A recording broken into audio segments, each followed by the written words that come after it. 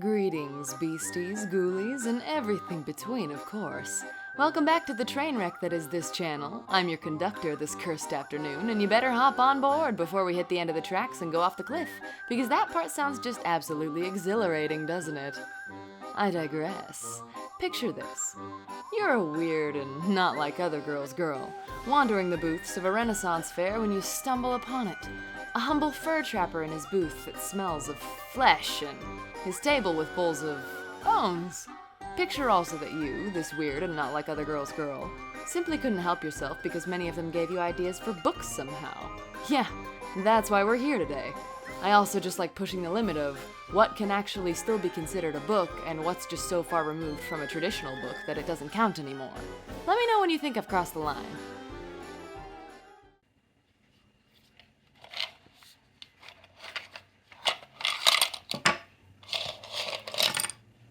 Let me show you some bones. We got Eat. Then we got Beanie. And then we got Ski.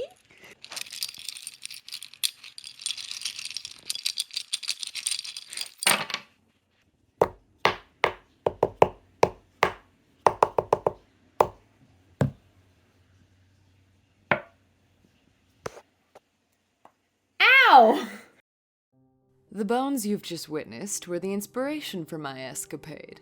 I'll be making 3 tomes today, all of which are very different from each other. I'm beginning preparation of their text blocks now.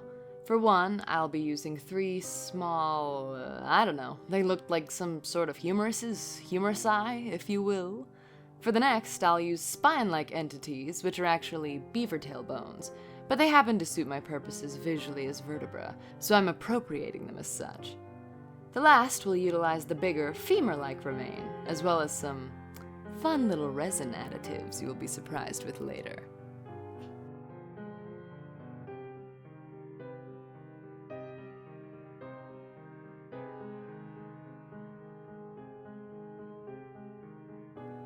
I have 3 different text blocks. The first you witnessed is a deckled black styling, made of 100% recycled materials, if you must know.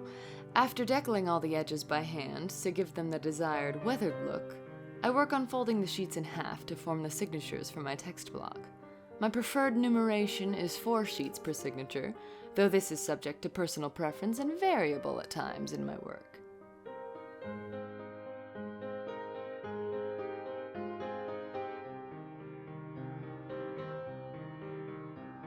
From here, I brute force my way through punching the sewing holes with no punching cradle or mechanical assistances of any kind. Yes, you heard that correctly. I even freehanded the location of the holes by roughly pinching the text block between my knees and scraping a pen across the edges along pseudo-measured distances. Barbaric, I know. This is a modified method of case binding, one of my preferred methods, wherein sheets are folded in half, holes are punched, and signatures are sewn together in an alternating in-out fashion around cloth tapes, or in my case, twill.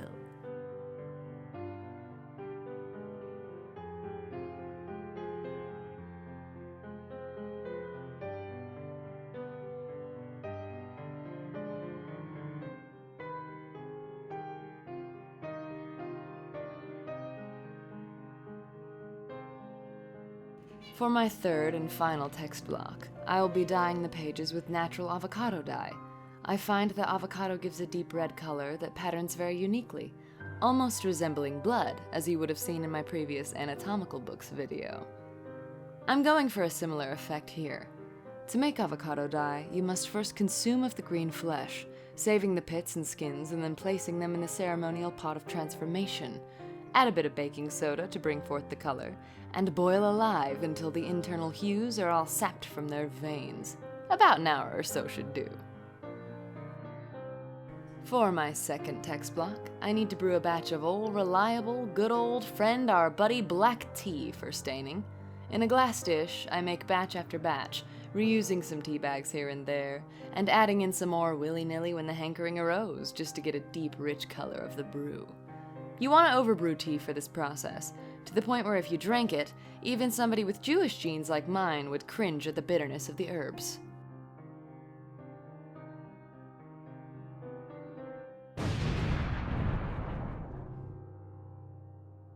Only one of my books today will be case-bound, and as such, we will need to choose a fitting ribbon for a bookmark. From there, I pin the text block between the stifling panels of my professional, industry-standard book press, and glue the spine and subsequently some linen and the bookmark on top of it. Our deckled mixed media sheets for the other 2 tomes are also finished with their dyeing and pressing. This book that you're witnessing is our avocado dyed, and must be folded in half with my bone folder, which now that I think about it, is a very fitting tool for the occasion, and it must then be sorted into signatures. The holes will not yet be punched, and the spine will never be glued, as this book is intended to be coptic bound around that big ol' femur bone. In preparing the other tea-stained text block, well, actually it's already prepared. You'll see how soon. For prepping the spine for our case-bound book, I don't actually need to add any spine ridges, as the spine of the book will have actual bone fragments, a spine or beaver tail, sewn into it. The embossing for our tea-stained book will be interesting. I'm using the front cover of a sketchbook rather than the back, as I'm seeking thinner materials for cutting and embossing patterns. This book will also be single-sheet bound, using a method I picked up when creating a client commission that happened to be a replica of the field guide from the Spiderwick Chronicles.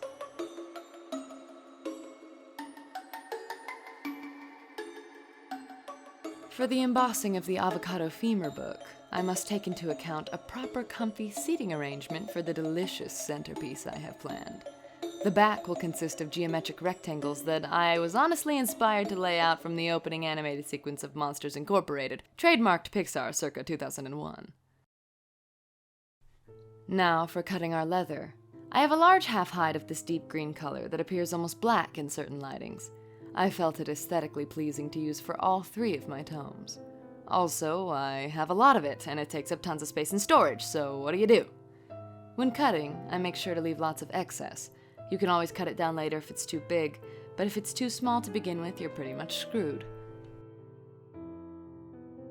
This was probably the easiest case-bound leather job I've ever done. There's no detailing on the spine, and no embossing on the covers, as I'll be adding the dimension through different means later on in the process. I simply had to apply leather glue to all surfaces in sections, beginning with the spine and working my way out to the covers. The bone folder is a miraculous smoothing operator in terms of getting the surface completely flat and the glue beneath spread evenly, with some finesse on my end, of course. In case binding, leather is applied to the entire front and back covers, which have been pre-attached through the spine. I left a little extra room between the covers and spine segments when joining together the pieces, as it is within this crease that I will perform the surgical operation on this monstrosity of skin and bones.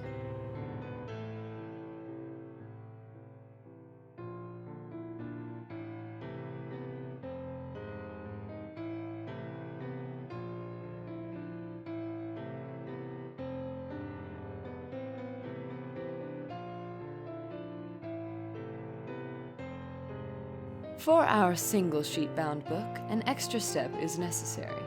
Due to the thinness of the cover boards, our leather would be far too thick on its own to adequately fold over the edges. As such, I'm using an English right-handed paring knife to skive the edges of the leather. I enjoy this knife, as it can be used to cleanly skive edges as is typically seen in leatherworking, but also additionally, it works as a kind of shaving tool to thin large areas of leather. It is also the sharpest knife I've ever handled, as I strop it every few minutes during use. I have cut myself more times than I'd like to admit, but it's so sharp and fine that the wounds are invisible to the naked eye, only seen by my suffering nervous system.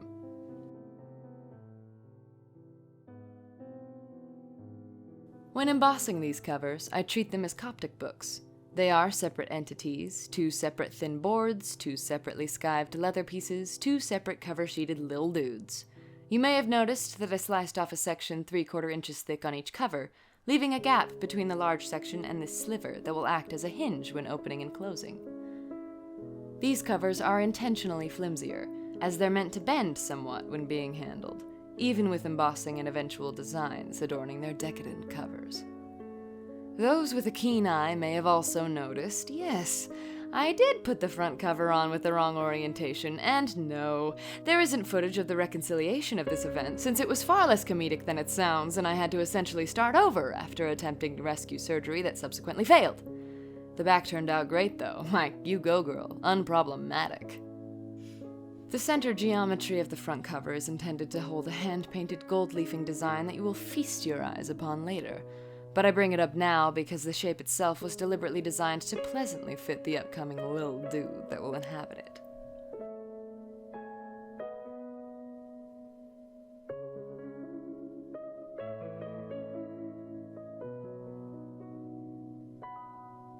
Back to our avocado coptic book. I suppose I can spoil a bit of the surprise. I've been holding onto a set of fresh resin teeth for a long while now. We may as well put them to use, eh? For leathering our weird teeth book, I was basically experimenting with this front cover. I didn't want leather in the center, since eventually I'd be filling it with clay sculpting. I just messily cut the rectangle out freehand and glued the edges down from there. As mentioned, the inspiration for the back cover design was roundaboutly Monsters, Inc., specifically the opening sequence where all the Art Deco doors fly across the screen and probably the best intro modern jazz song you've ever heard plays. Yeah, that was the convoluted idea behind the geometric patterning on the back of the book. These covers are separate and completely absent from each other, as they will be conjoined during the final step of the process, when I sew.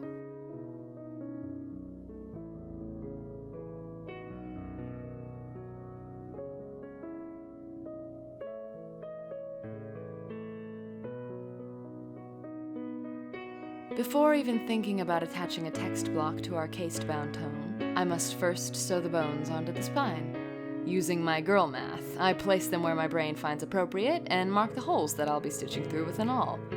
Some of the bones needed a bit of surgery at their weak points. Surgery meaning Loctite, so I applied and fortified their sensitive bits. I chose green leather thread, reminiscent of the forestry aura of this book that you will soon begin to see. Beginning with the bottom stitching hole, I come up from the inside of the cover toward the outside, and then wrap around each skeletal remain, piece by piece, crisscrossing to add extra support. As the pieces get smaller, slightly different methods of sewing were used to adequately hold each bone in its place. I tied off the thread on the interior of the spine, where soon, none of the inner mechanisms will be visible. After this has been completed, and all the bones are in their neat little line like ducks in a row, except instead there are parts of deceased animals, it is now ready for text block attachment.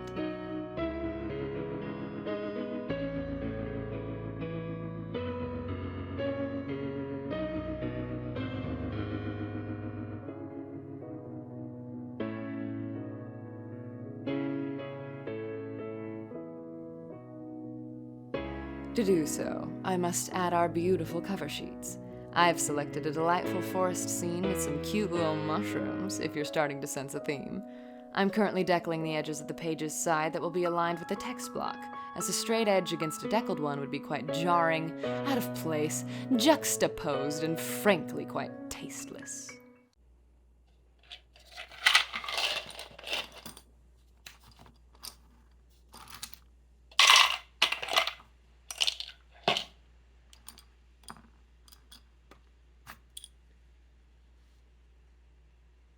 Oh, hey look, it's our single sheet-bound book. No mistake ever happened. See, look, it's perfect now.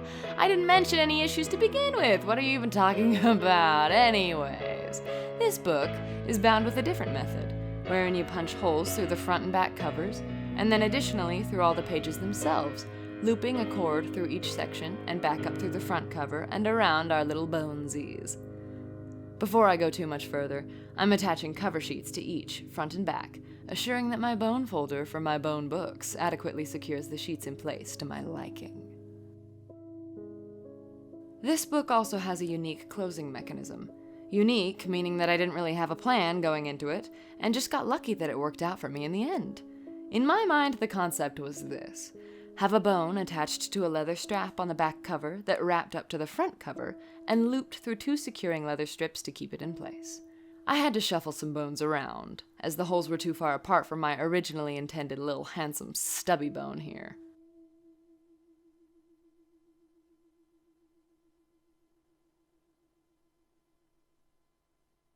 It took some girl math type eyeballing to get the measurements for the strap gap allocation, but miraculously I managed to get it working, and quite aesthetically pleasingly, I might add, using rivets to secure all the leather straps.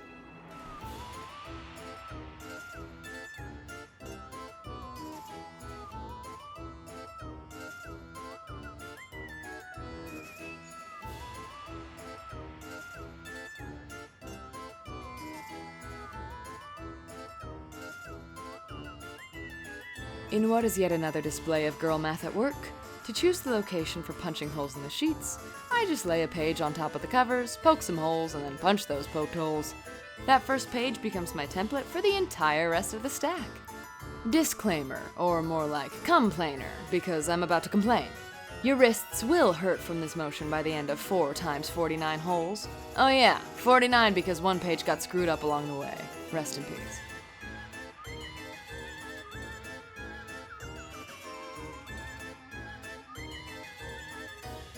I cut leather cording, natural in color, a bit weird in smell, and firm and supple by observation from me, which will now be looped systematically from the front cover, down through each first hole of the sheets, through the bottom cover's hole, and then back up through the next one, through the pages yet again, and then back out the top. Twice. This must happen twice. And it's rather meticulous. I'm very good at complaining, aren't I? One might even say professional, though I think I need to reach the point where my channel's monetized for that to be legitimately true. Here's a top-down view of the suffering, weaved for her pleasure. I should cut that line.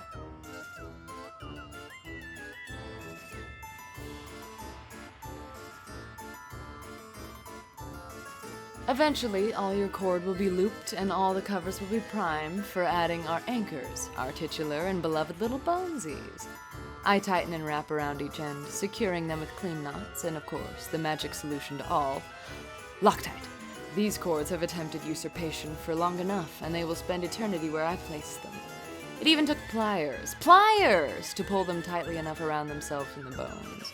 But I was bound and determined to see it through and see it through right. I broke a nail.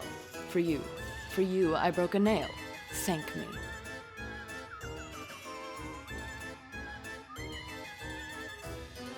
So, if you're not well aware by now, I'm very intelligent. So much so that I didn't pre-drill or punch or even mark the holes on the covers of my teeth book.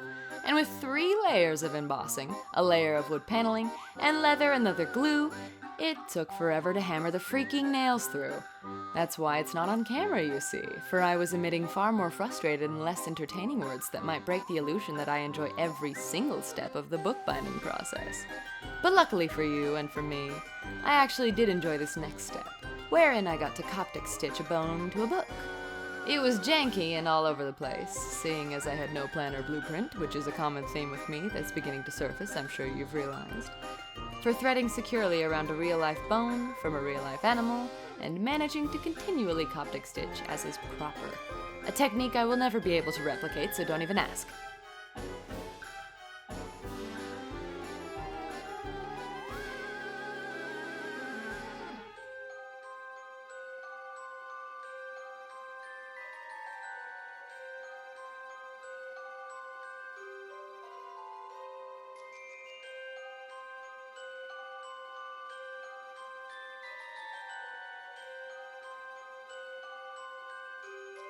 Coptic binding is a rather soothing process, and an easy one to break into as a beginner.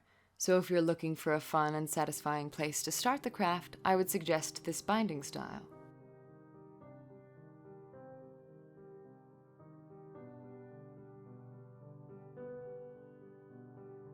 And as I've just finished mentioning how soothing the process is, of course I've arrived to the part that had the exact opposite mental effect, where I must attach the foot-thick brick of a front cover, switching between straight needles to curved and then straight again, fighting against thickness and the bone, which managed to start inconveniently getting in my way.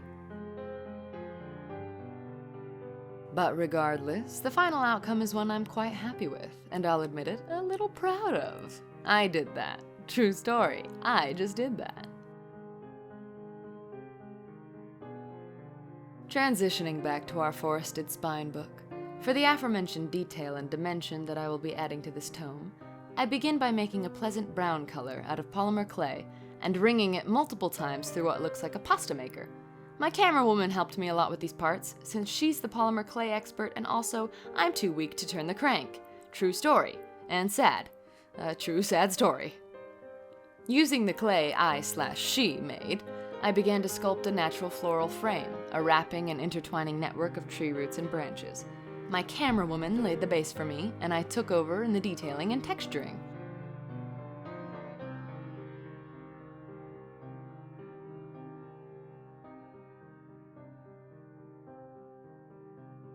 After baking the clay plants in the oven, I return with acrylic paint to add detail and dimension to our beautiful sculpture. I'm actually pretty proud of myself, okay?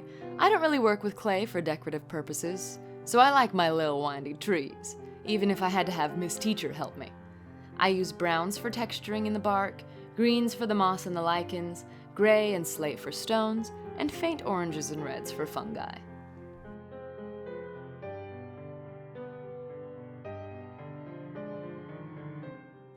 According to my plan that I haven't yet told you, in between this tree frame will be a painting of a forested scene that will contain some peaceful bones in a clearing. I, of course, went in blind with no sketch or premeditated composition, simply hoping for the best. I will allow you time to watch me paint and judge how that goes.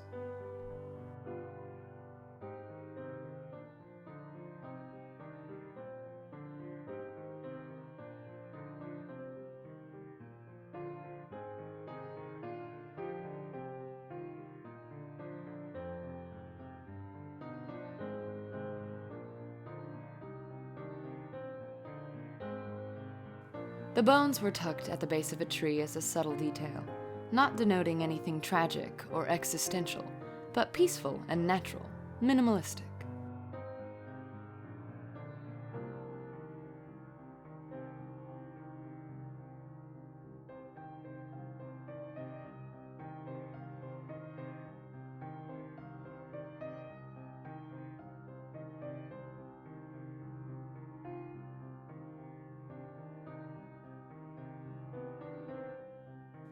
Off camera, the painting and clay have both been sealed to preserve their color and structure.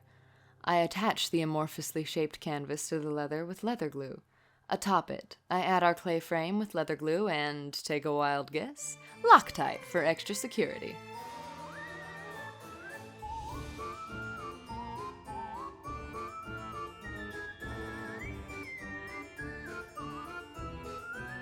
Originally, this is where I was going to leave the tome. But as it sat on the shelf, I felt as though something was missing. And that is, of course, because it was. Why model three-dimensional trees and not add some other three-dimensional elements? Namely, moss, duh. Literally everything can be improved with moss. Lawns? Moss. Trees? Moss. Terrariums? Moss. My house is already withering foundation? Moss.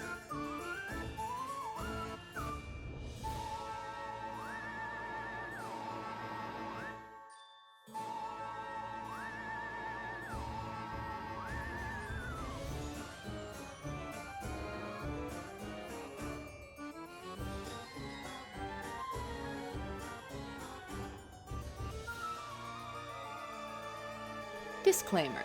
No birds were harmed or allowed the consumption of fake moss or glue during the filming of this segment, though he tried. Oh, believe me, he tried.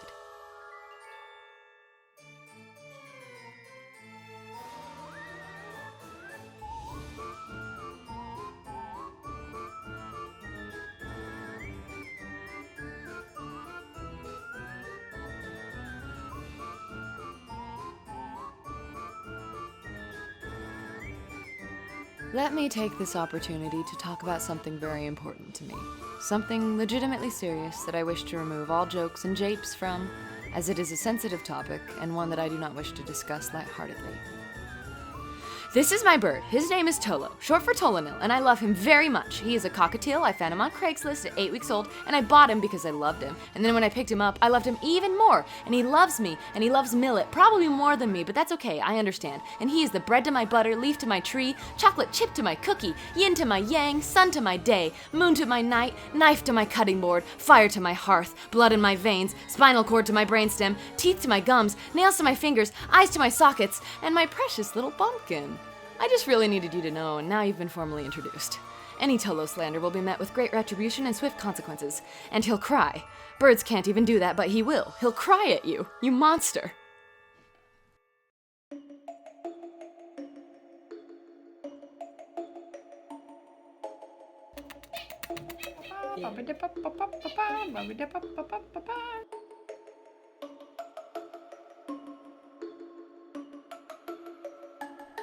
Anyway, yeah, I'm making a book. I use leather glue to secure the clumps. There is some fallout as I'm just tearing the faux moss with my hands, but most of it makes it on there okay, and I think it was just what this book needed. My hypothesis on moss continues to stand. Another small housekeeping detail, trimming and sealing the edge of our mushroom bookmark. And with that finishing touch, this one is complete. With that book eclipsed, we move on to our single-bound beauty. Now, for my favorite part, and admittedly what I've been most excited for throughout this entire process, painting the design of a ram skull with liquid leaf. I have preemptively sketched a rough and light outline with an awl on the leather surface. Taking a small detailing brush and my beautiful liquid gold leaf, I simply paint, letting my hand guide me, the wind take me, the ocean carry me across the... You know what, I have no idea what I'm talking about. I'm just having fun painting, all right? Throughout history, ram skulls have often been viewed in many different lights, ranging from occultist to magic talismans, patronage to a deity, or symbolic of power and knowledge. To me, I just like skulls, man. If you buy the book, you get to choose. And with that, our single-sheet-bound bony ram is complete. Behold this array of clay. These colors are the bases of what will hold our resin human teeth, a gaping maw and throat. My camera woman once again lays the basic foundations for me based upon my design, layering each color from darkest to lightest, throat to gums.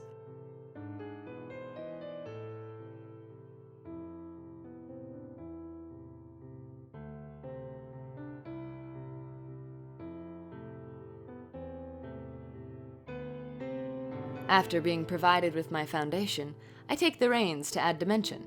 This is where my status as an apprentice clayman really starts to show.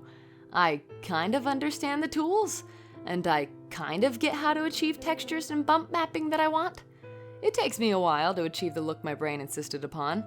I backtrack, add, remove clay many times and in many places before I'm satisfied. I wasn't necessarily going for a clean look. I mean, what mouth have you seen that's smooth inside? But blending the layers and trusting the process were my greatest points of imposterism.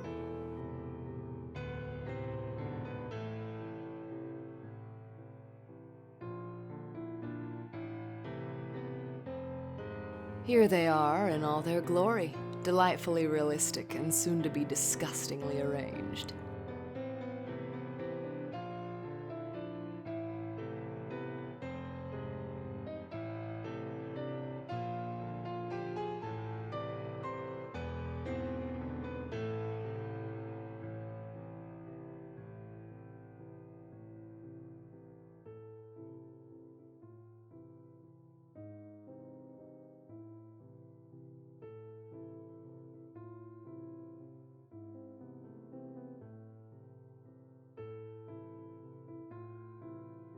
Unfortunately, this clay still needs to be cooked. As such, I must gently remove the teeth and attempt to maintain their modeled positions.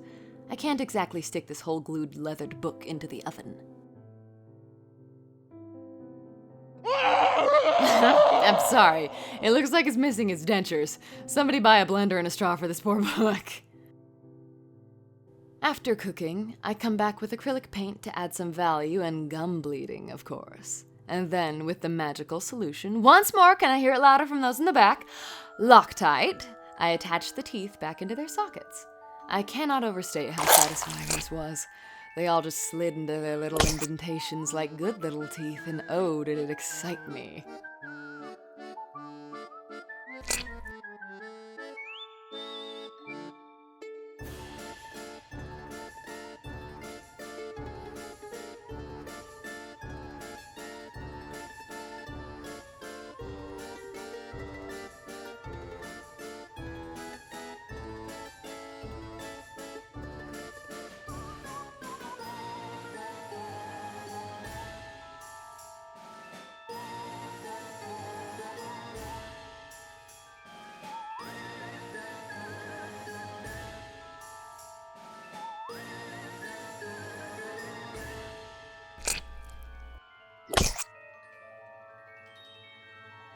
After his oral surgery, I, now a licensed maxillofacial surgeon, attached the whole dang thing to the base on the book, with lots of Loctite, in case you were wondering. And in a twist, coming with a surprise last step, we're about to make this book even more gross. Quick drying epoxy glue. He has a mouth and he must scream and salivate. Honestly, if he didn't, it would be a cause for a health concern. Yes, his gums are wet, his throat is wet, his uvula is wet, everything must be wet and dripping as I command.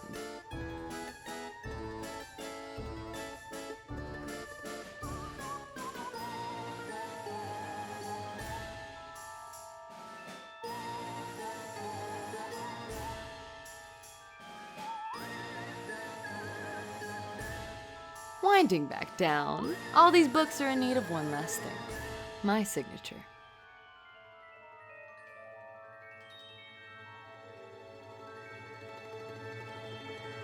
And they are complete. I snuck into a pumpkin patch while they were giving hay rides to take some aesthetic fall footage. Enjoy the final result as much as I enjoyed sneaking around piles of gourds.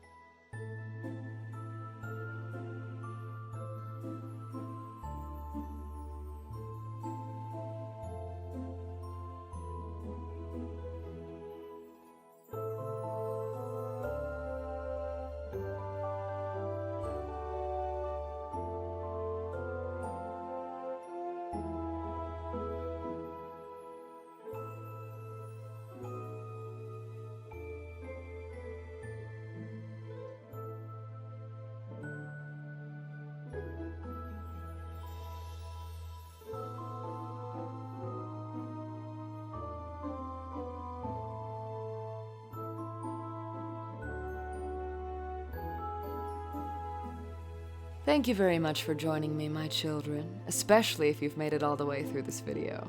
You are the bread to my butter, the yin to my yang, no, okay, yeah, I'm not doing that again. I hope you enjoyed this strange endeavor in macabre books.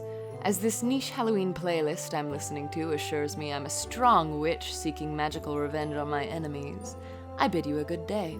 Let me know which of the books you chose as your favorite, though I think I've picked mine.